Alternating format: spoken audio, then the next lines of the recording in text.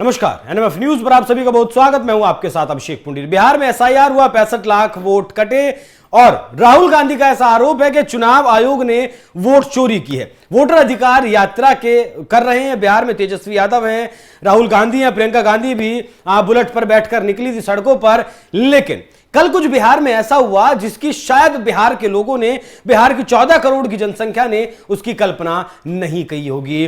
जिस गाड़ी पर राहुल गांधी और तेजस्वी यादव यात्रा निकाल रहे थे, उसी गाड़ी पर बीच में तमिलनाडु के मुख्यमंत्री एम.के. स्टालिन भी थे। वही एम.के. स्टालिन, वही तमिलनाडु के नेता जो लगातार यूपी के लोगों को, बिहार के लोगों को गालियां देते। यहां तक कहा जाता है कि यूपी और बिहार के लोग वहां शौचालय साफ करने का काम करते हैं। बिहार में आते हैं तो अपनी भाषा में भाषण देते हैं, हिंदी में भाषण नहीं देते। क्या ऐसे लोगों को बिहार को एक्सेप्ट करना चाहिए या फिर एक्सेप्ट करेगा? इसी विषय पर चर्चा करेंगे। मेरे साथ मौजूद हैं प्रियदर्शी रंजन जी, राजनीतिक विश्लेषक हैं। सर, बहुत स्वागत है आपका स्टूडियो में आने के लिए। खबर मैंने आपको बता दी है, आप इस विषय को कैसे देखते हैं? मतलब मुझे तो ऐसा लगता है कि बिहारियों को ही, बिहार के लोगों को इस बात का विरोध करना चाहिए था एम.के. स्टालिन के वहां आने का। देखिए, संवैधानिक तौर पर देखा जाए तो हर किसी को अपनी अभिव्यक्ति और यात्रा का अधिकार है। भारत में कहीं भी जा सकता है, स्टालिन भी कहीं जा सकते हैं। लेकिन स्टालिन बिहार क्यों आए? वो बिहार क्यों, जो स्टालिन बिहारियों का हर मामले पर विरोध करते हैं, वो स्टालिन जो बिहारियों का तमिलनाडु में, अपने राज्य में विरोध करते हैं और कहते हैं कि इनको इनके यहाँ नहीं रहने देना चाहिए, वो स्टालिन जो बिहारी भाषा का विरोध करते हैं, वो स्टालिन जो हिंदी भाषा का विरोध करते हैं, उनका यहाँ का बिहार के अंगने में क्या काम? क्यों आए हैं? उनको नहीं आना चाहिए था। अगर नैतिकता होती तो संविधान तो उनको अधिकार देता है, कानून तो उनको अधिकार देता है कि वे कहीं भी जाएं, अपनी बातें रखें, सभाएं करें, लोगों से मिले जुले।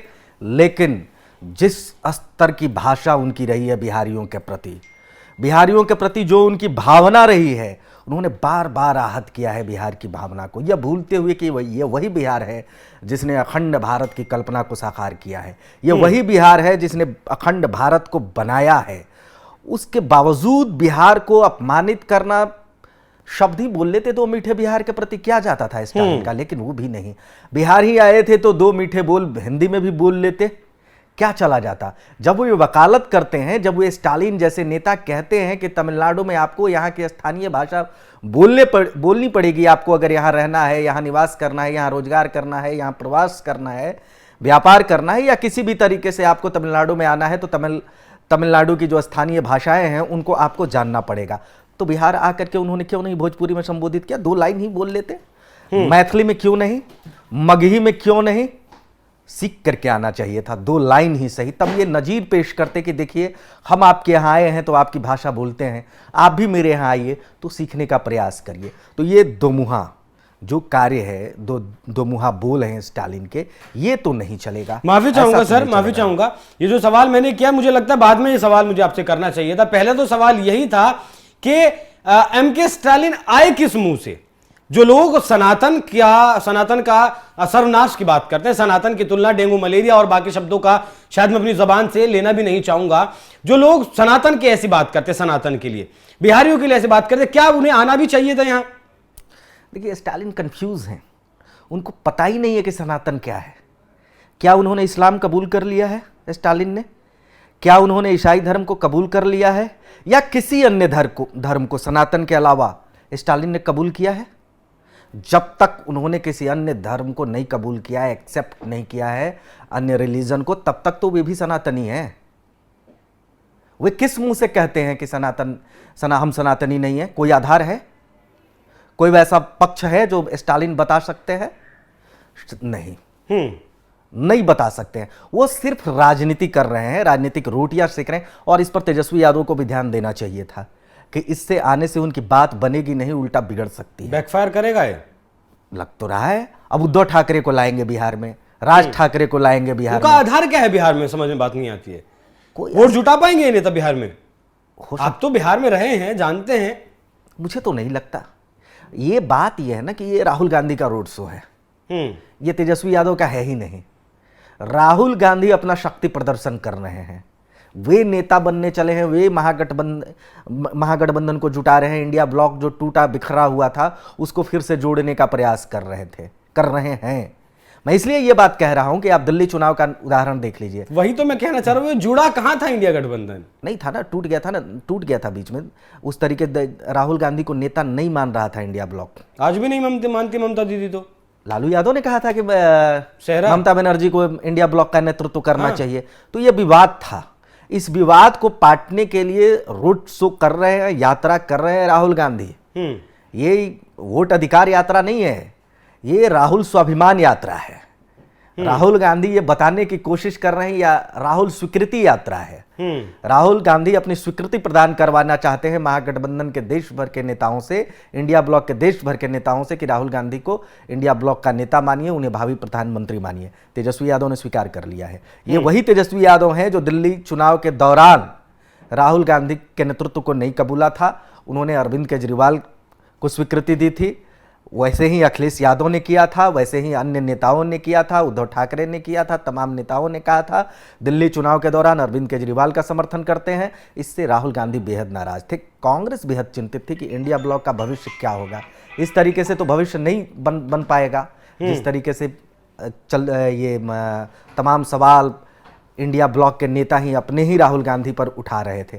तो उसको कहीं ना कहीं काट करने की कोशिश हो रही है। तमाम आप देखिएगा इस यात्रा में, वोटर अधिकार यात्रा में अन्य नेता भी आएंगे यहाँ अखिलेश यादव आएंगे, यहाँ हेमंत सोरेन आएंगे यहाँ ममता बनर्जी, अन्य नेता भी आएंगे और बारी बारी से एक बात को जरूर स्वीकार करेंगे कि राहुल गांधी भावी प्रधानमंत्री हैं। ये उसकी कोशिश हो रही है और उसी कड़ी में स्टालिन बिहार आए हैं।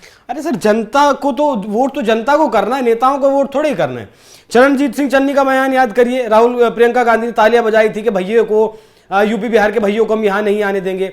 स्टालिन के बेटे उदयनिधि स्टालिन का सनातन को लेकर बयान, उदयनिधि मारन का बयान याद करिए कि शौचालय साफ करते हैं। हिंदी बोलने वालों को महाराष्ट्र में पीटा जाता है, उनसे माफी मंगवाई जाती है सड़क पर, बीच सड़क में, और गालियां उन्हें दी जाती हैं। ऐसे नेताओं को राहुल गांधी बिहार में लाकर, मतलब आपको नहीं लगता कि उनकी दुखती नस पर हाथ रखने की कोशिश कर रहे हैं? राजनीति की थोड़ी बहुत समझ राहुल गांधी को क्या वाकई में है भी या नहीं? यहां तो नहीं लग रहा है। इस तरीके के नेताओं को लाएंगे जिससे बिहारी आम मानस घृणा करता है। एक तरीके से मैं घृणा सभी के बारे में नहीं कह रहा हूं, लेकिन एक बड़ा वर्ग है जो स्टालिन जैसे नेताओं से घृणा करता है। क्योंकि ये वो वर्ग है, जब बिहार से बाहर ये वर्ग जाता है, पलायन करके जाता है, रोजगार की तलाश में जाता है, तो इन्हें पीटा जाता है, इन्हें मारा जाता है, इन्हें अपमानित किया जाता है। तो ऐसे भी लोग हैं जो लोग स्टालिन को देखना नहीं चाहते हैं। हालांकि बिहार बहुत सहिष्णु धरती है। बिहार में देखिए कई मराठी लोग रहते हैं। दरभंगा एक ज़िला है, वहाँ पर कई जिला मुख्यालय के इर्द कई लोग मराठी लोग रहते हैं। लेकिन बिहार में ऐसी घटना आपको नहीं सुनने को मिलेगा कि दूसरे राज्य से आए हुए लोगों को अपमानित किया जा रहा है, उन्हें पीटा जा रहा है।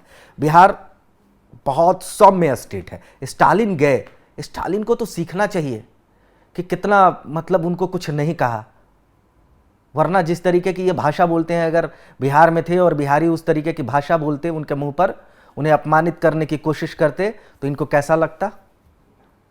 उद्धव ठाकरे आए और राज ठाकरे आए बिहार।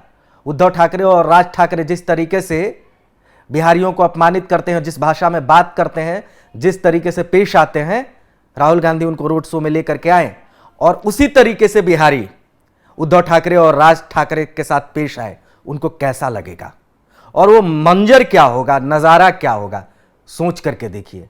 लेकिन बिहार ऐसा नहीं कर रहा है, बिहार ऐसा नहीं है।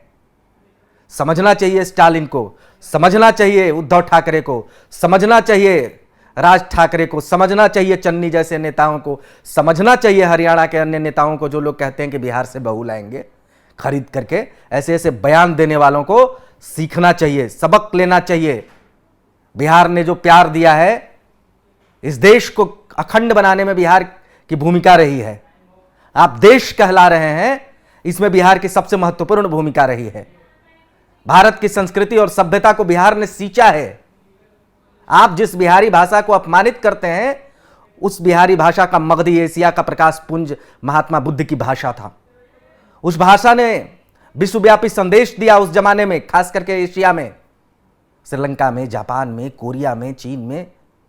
मगधी भाषा में प्रचार प्रसार हुआ था बुद्ध के विचारों का, कई लोग ऐसा मानते हैं, कई इतिहासकार ऐसा मानते हैं। उस भाषा, और बुद्ध की भाषा थी मगधी, और बुद्ध एशिया के प्रकाश पुंज है। वैसी भाषा को आप अपमानित करते हैं, वैसी भाषा के प्रति असम्मान आप रखते हैं, उस राज्य के प्रति आप असम्मान की भाषा रखते हैं जिसने आपको अखंड बनाया। आज आप बृहत भारत की कल्पना करते हैं, तो उस बृहत भारत को किसने बनाया है? चंद्रगुप्त ने बनाया है, अशोक ने बनाया है, गुप्त वंश के शासकों ने बनाया है। ये कहां के थे? बिहार से। सोने की चिड़िया कब भारत कहलाया? भारत का स्वर्णिम युग कब का है? और आप इतिहास उलट करके देख लीजिए कि भारत की सोने की चिड़िया तब कहलाया या तब कहलाता था जब उसका केंद्र पाटलिपुत्र पटना हुआ करता था। बिल्कुल बिल्कुल बिल्कुल। अखंड भारत तब बना जब उसका केंद्र पटना था। सबसे बड़े भारत पर शासन तब हुआ जब उसका केंद्र पटना हुआ करता था भारतीय शासकों के द्वारा। तो इस तरीके, तब का पाटलिपुत्र था। तो इस तरीके से जब आप देखते हैं तो बिहार की महिमा गाने की बजाय ये लोग बिहार को अपमानित करते हैं। किस मुंह से? इस बिहार ने आपको सब कुछ दिया है। इस बिहार को अपमानित करने की बजाय सम्मान दीजिए, आपको सम्मान मिलेगा। और बिहार ने वो दिया।